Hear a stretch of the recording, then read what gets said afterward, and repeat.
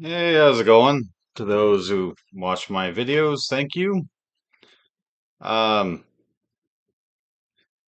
the 3 or 4 subscribers I have, I'm also very appreciative of it. It's been interesting weather around here between the thunderstorms, tornado warnings, extreme heat warnings, extreme weather watches. I'm beginning to finally see what all the fuss was about when it comes to the whole climate change and global warming thing.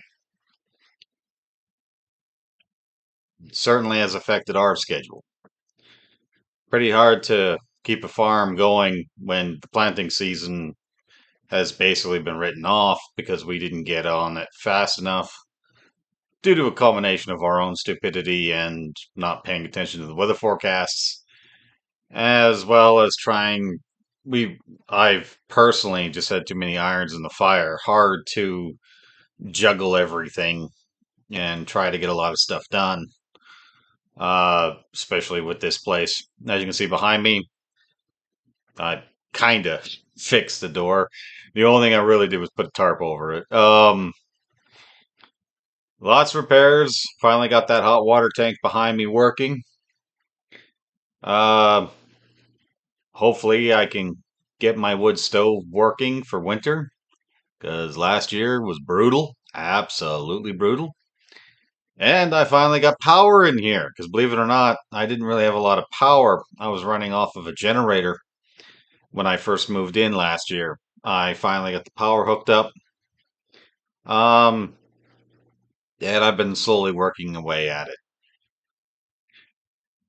Anyway, I'm here to talk about the weather, which some would say is both the most boring and yet the most quintessential thing amongst our lives. Because let's face it, if you don't plan for the weather, well, the weather doesn't plan for you.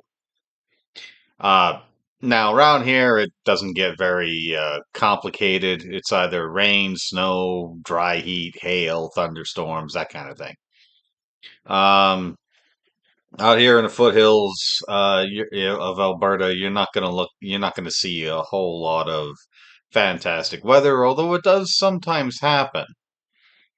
Um, After all, it was only, I think, in the 1980s that they had the 2 tornadoes that hit Edmonton, never mind the ones that hit the campsite in Pine Ridge in the early 2000s. And just a couple of days ago, there were 2 very small, barely F1 tornadoes that touched down in close to southern Alberta. So it does happen. Um, the biggest thing, though, was the hail. A couple of thunderstorms that rolled in, it didn't do the crops any favors. Uh, It'd be interesting to see because of all everything that's been going on between the flooding and the heating, what exactly on the macro scale that entails when it comes to basically what grain and crop prices are going to look like. I'm not going to say it's going to lead to a worldwide food shortage because there's already a worldwide food shortage, and that has more to do with political stupidity and well, just the way people live, as well as areas that simply do not have the ability, due to local corruption or just ineptitude, to be able to acquire the technology that is necessary. Also, if you hear a weird sound, I don't know if the microphone will pick it up, but if you do, that's the fan. I finally got that running too. Uh, because again, it's been hot. It's almost 30 degrees, and well, let's just say I don't have an air conditioner. Everything's open windows and fans around here. Air circulation is key to success. That and cold showers. Anyway, some crap fell off the.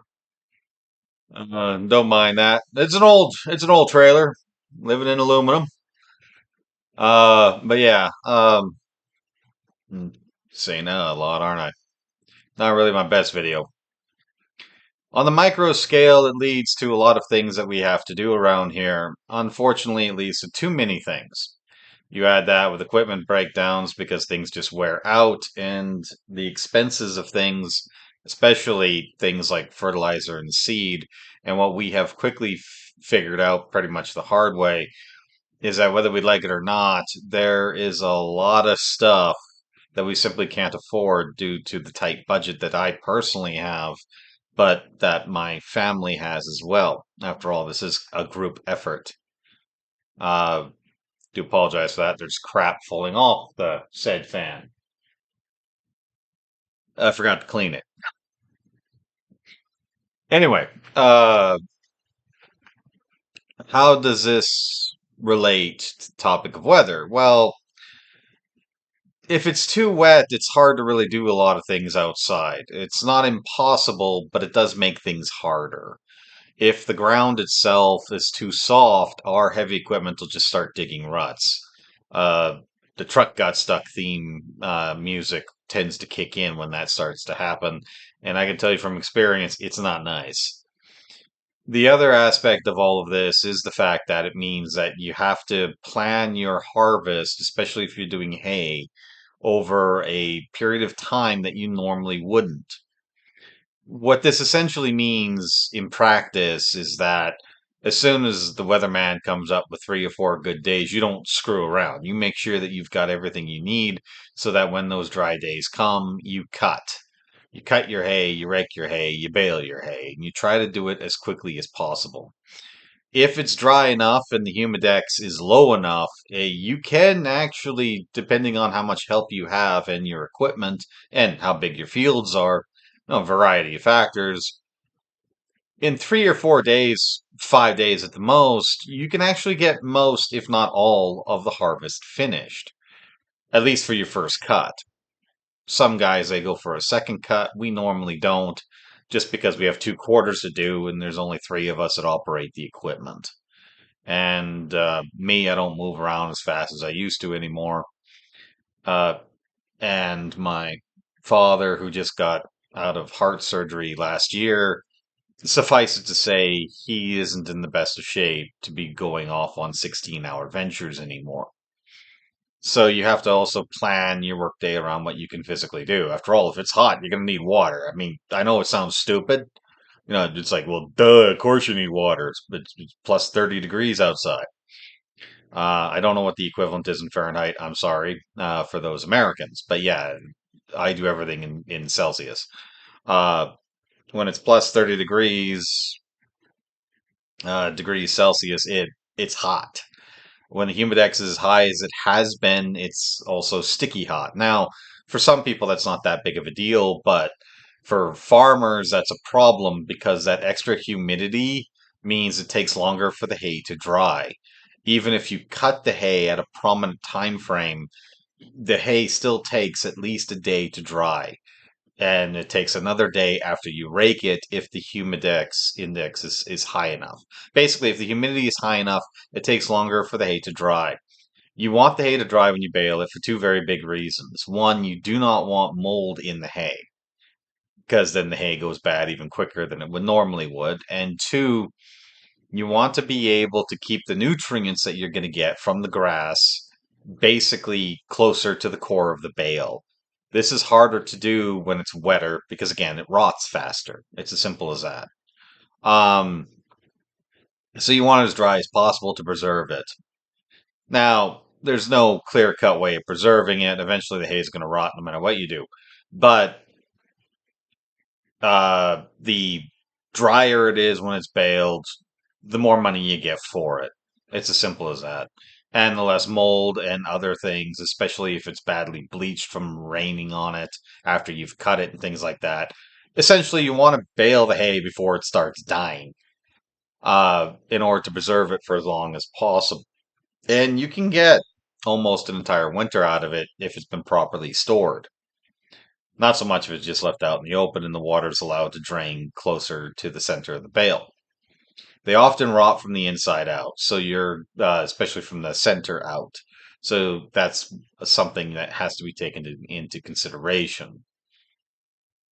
What else about the weather that we have to discuss? At the end of the day, what it very quickly becomes is a simple point of we're at Mother Nature's discretion. Luckily, there's other stuff that we can do to keep us busy, uh, but there's also some stuff that absolutely needs to be done that can't be done because of the weather. This has led to a whole bunch of problems in terms of our scheduling on the micro scale. For us personally, because our usual schedule has basically been thrown out the window because we're a bunch of idiots that didn't actually take the time to consider that we would be having problems. And I can't do everything myself. So it very quickly becomes a point of contention amongst the family, something we gripe about, where it's like, well, I'm trying to do the best I can, but nothing's ever really good enough because we can't get anything done fast enough. Which leads to other problems that I'm not going to bother discussing because it's, yeah. Dysfunction of a family is supposed to be normal. The dysfunction in our family is rather funny. Uh, and the other point of contention that happens, at least for me, is that because of all the extra rain and hail and that, the roof on this place is not very good. It was built separate of the trailer. It's not an original roof.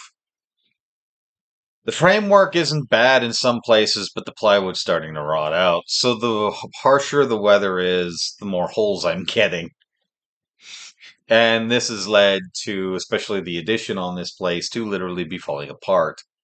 The door that this tarp is covering is falling apart, and the list goes on. I'm going to have to eventually either seal these places permanently or just tear them apart and rebuild them. Unfortunately, this is time consuming. This is time I don't really have because of all the other crap that needs to be done. But it's something that has to be done. So multitasking, what can you do? I'm pretty sure I'm not the only one who has this problem. I'm pretty sure that there's been more than one person out there that either has the money to do something but doesn't have the time, or has all the time in the world but not enough money to actually do what they want to do. And for them, I say, I hear your pain. It's hard to relax on a summer night when you literally can't because you're either worried or you're working. And you don't have the budget to get some beer in you or whatever else you drink for enjoyment. It also leads to weather. If the weather's bad, it's pretty hard to have a very decent vacation. I do apologize for that if anyone heard that. It seems that some of my relatives are back to their home because they think living in an RV is nicer than living where I do. I can't complain some of the pros and cons, but there is issues involved with that. Anyway, hope you guys like this little update. It's 23rd of July, almost August. Ugh. Anyway, hopefully hopefully things will go better. It can always go better. Anyway, take care out there. Have a good one.